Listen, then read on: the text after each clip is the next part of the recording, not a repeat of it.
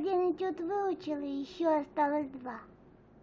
Тогда иди умойся и садись заниматься. Кайталангыз талант Сүймөнкул Чокморовдун көзү тирүү болгондо быйыл 82 жашка чыкмак. 1939 жылы 9 ноябрь күнү Кыргыз элинин бактысына зор талант жарык дүйнөгө келген. Идиректүү талант элин алгач сүрөттөрү менен таң калтырса, кийин мыкты образдары менен суктандырды. Сейрек таланттын кино искусстводагы орду, эмгеги жараткан ролдору Кыргыз СССРнин масштабынан чыгып, дүйнөлүк аренага чыкты. Даңазалуу актер ааламды багындырды.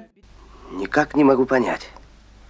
В чем же моя вина? Сүймөнкул Чокморовдун киного келип калышына досу, белгилүү актер Болот Бейшеналиев менен залка режиссер Болот Шамшиев себепкер болду. Бири сунуштаса, бири жактырып караш-караш окуясы тасмасындагы Бактыгулдун ролун жаратты. Кыргыздын Баатырмын өз жигитинин образын түзүү менен Сүймөнкул Кыргыздын өңүн дүйнөгө таанытты. Ошол эле Бактыгул болобу, же Кара Балтасы болобу, же болбосо Максудов болобу, кадимки 7-октогу. Ушулардын баардыгы тең Сүймөнкул Чокморовдун өтө эрки күчтүү геройлорду ойногон, ошолорду ойномок гана түгүл, ошолордун бүтүндөй бир ички сезим туюмун көрүүчүгө абдан бир күчтүү эмоциялар менен жеткире билген актер экенин көрсөтсөк болот да. Өзүнүн көркү дагы, келбети дагы, анан ошо духунун да эркинин күчтүүлүгү жагынан өтө сейрек кездеше турган актерлордун катарына кирет деп айтсак болот. Андан кийин Сүймөнкул Чокморов Жамиляда Даниярды, Ысыкөлдүн кызгалдактары тасмасында Кара Балтаны, Өзбекстанда тартылган 7-ок фильминдеги Максумовдун образдарын өтө жогорку чеберчилик менен аткарып, элдин баасына арзыды.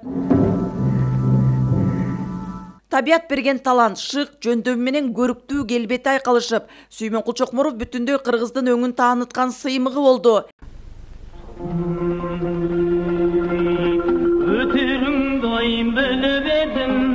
Сүймөнкул Чокморовго талант атабыздан берилген. Атабызда чыгармачыл, комуздуу мыкты чертчү. Ал аспабын колуна алганда Сүймөнкул жанында отурчу деп эскерет агасы Сүйөркул Чокморов. Атабыз комуз чертип атканда Сүймөнкул ушу кичинекей кезегинде комуздун башын тиштеп алып, атам чертип берчү да, анан кийин ошондо баягы музыканын күүлөрдүн баары тең өзүнө камтып бергенге го деп ойлочумун да. Кичинекей кезинде талашып эле аччубуз да атабыздын комузун.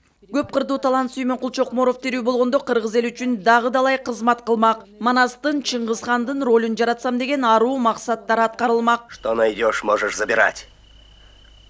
А словами меня не испугаешь. Таланты менен адамкерчилиги шайкеш келген улуу инсан эле. Жасалмасыз жүргөн жөнөкөйлүк сапаттарынан кийинки муундар өрнөк алса болот. Чоң актер менен бирге чоң адам да болчу.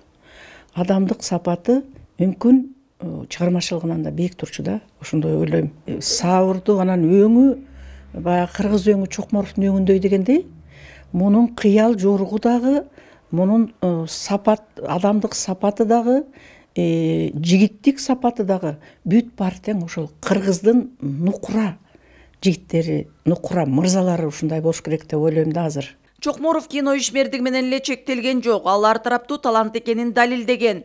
Сүрөт дүйнөсүндө портрет тартып, жаратылышты да кагаз бетине түшүргөн. Актер катары 20дай фильмге тартылса, сүрөтчүлүк өнөрү менен 800дөй эмгек калтырган. Он должен знать две вещи.